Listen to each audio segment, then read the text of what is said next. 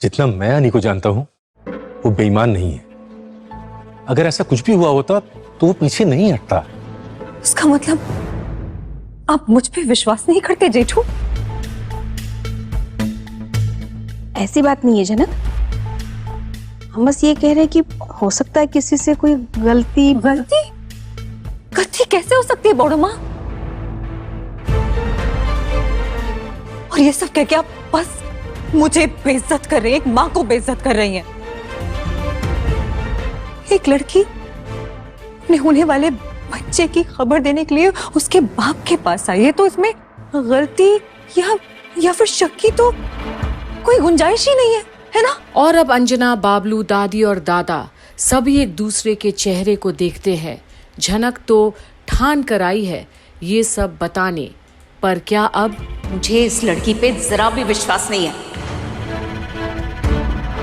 हमारा अनी ऐसा कुछ नहीं कर सकता। देखो, मैंने हमेशा तुम्हारा साथ दिया है बेटा, लेकिन इस बार मैं कुछ कह नहीं सकता। ना मैं अनी को गलत ठहरा सकता हूं और ना मैं तुम्हें गलत ठहरा सकता हूं। अनी अगर सच्चा नहीं होता तो अपनी सास और अपने बीवी की इतनी बातें नहीं सुनता। उसने इतने सारे ताने सुने सिर्फ तुम्हारे लिए।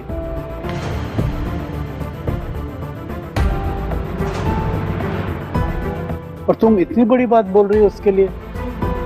दिमाग सोचने पे मजबूर हो जाएगा। और अब झनक समझ ही गई कि ये दोनों घर के मुखिया आखिर क्या कहना चाह रहे हैं। उन्हें विश्वास नहीं उस पर छोटौन। झनक, तुम जो कुछ भी कह रही हो ना, उसमें जरूर कोई ना कोई सच्चाई है। छोटन, क्या इसका मतलब ये है कि हम अनी पर शक करना शुरू कर दें?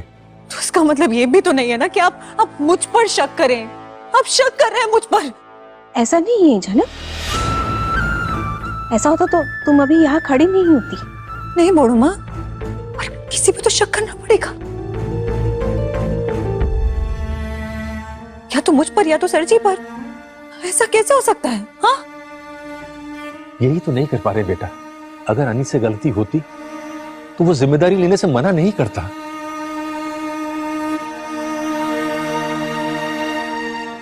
समझ रही हूँ, मैं जानती थी कि अंत में सब लोग मुझे ही गलत ठहराएंगे, क्योंकि मैं एक लड़की हूँ। और अब झनक अपना सच समझ गई। ये लोग उस पर भरोसा नहीं कर रहे हैं। लेकिन वो क्या है ना, सच ज्यादा दिन तक छुपता नहीं है, कि एक ना एक दिन ये साबित हो जाएगा कि जो मैं बोल रही हूँ वो सच है। एक ना एक दिन ये सच जरूर बाहर आएगा। ठीक है, सच तो एक दिन सामने आ ही जाएगा, लेकिन जब तक नहीं आता अनी की जिंदगी तो बर्बाद होती रहेगी।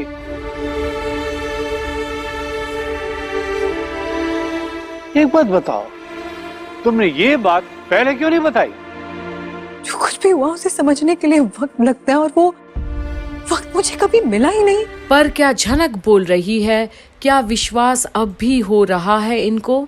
शायद नहीं। तुम्हें जरा भी शर्म नहीं आई झनक? आखिर अनी के साथ ऐसे रिश्ते में उलझने की जरूरत क्या थी?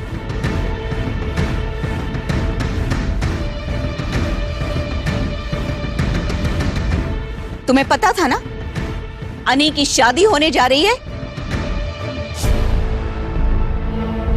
अपने आप को बेकसूर साबित करना चाहती हो तुम? ना मैं खुद को बेकसूर साबित कर रही हूँ और ना ही गुनहगार। अब इस बात का क्या मतलब? मतलब ये है कि सरजी और मेरी शादी हुई थी, भले जबरदस्ती ही सही।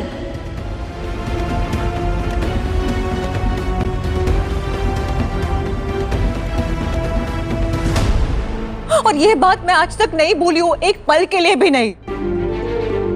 शायद आप लोगों में से सब भूल गए होंगे, लेकिन मैं नहीं। लेकिन एक वक्त ऐसा आया जो मुझे सरजी की जिंदगी से दूर जाना पड़ा, क्योंकि वो उस वक्त की मांग थी। और अब एक खामोशी है सबके बीच में। सिर्फ झनक व्यक्त कर पा रही है अपना दर्द। इसलिए मैंने वैसा किया, लेकिन उससे सच तो नहीं मिट जाता ना। वो मेरे पति थे, हमारी मंदिर में शादी हुई थी, हमने साथ में साथ फेरे लिए, उन्होंने मेरी मांग में सिंदूर भरा। खबरदार, खबरदार, ये बकवास बात करने की जरूरत नहीं है। अगर वो तुम्हारा पति होता ना तो तुम्हें छोड़कर किसी और लड़की से शादी नहीं करता।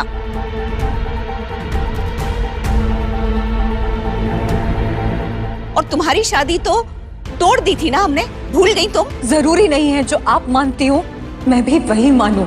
और आज पहली बार झनक दादी से इस कदर बातें कर रही है। सारे बातों को झुठला जो रही है दादी, और ये झनक को बर्दाश्त नहीं। ठीक, तुम अपनी मनमानी चलानी चाहती है तो ठीक है, तुम सच्ची हो और बाकी लोग झूठे हैं, तो इस प्रॉब्लम का हल तुम्हें निकालना होगा। और एक बात बताओ, तुम यहाँ पे आई हो इस परिवार को बर्बाद करने, नहीं?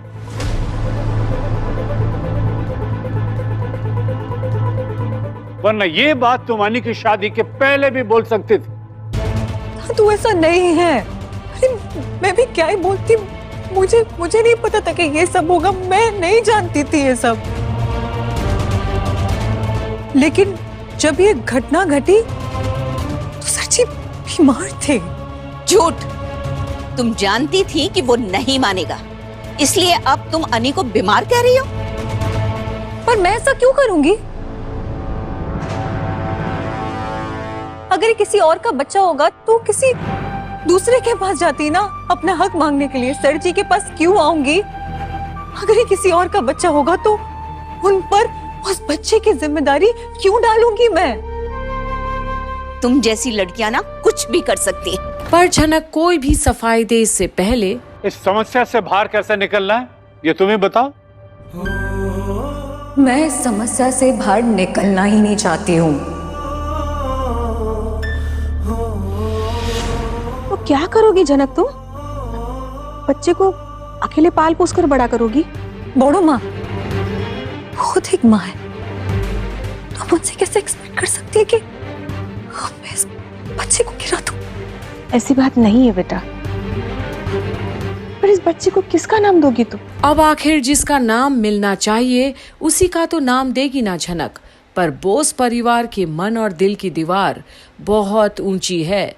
अंदर तक घुसना और वहां बसना बहुत मुश्किल काम है, खासकर झनक जैसी को, जो कभी यहाँ सिर्फ एक मेड थी। तो फिर दर्जा कैसे देंगे ये लोग उसे, महल में रहने वाले? पर झनक क्या हार मानेगी? नहीं। और इस नहीं का जवाब आप यहीं कंप्लीट बॉलीवुड पर देखते रहिए, जब अनी शायद सौदे पर उतर आएगा। पर उसे क्या पता कि दिल के रिश्तों के सौदे नहीं होते। झनक उसे अपना पति मानती है, और ये बच्चा जो उसके पेट में पल रहा है वो हरगिज नाजायज तो नहीं। बस सर जी अपना नाम दे दे। और अब झनक ये तो दिलवा कर ही रहेगी, और वो कैसे, ये हम आपको बताएंगे यही कंप्लीट बॉलीवुड पर। तब तक बने रहिए हमारे ही साथ, हमारे ही चैनल पर।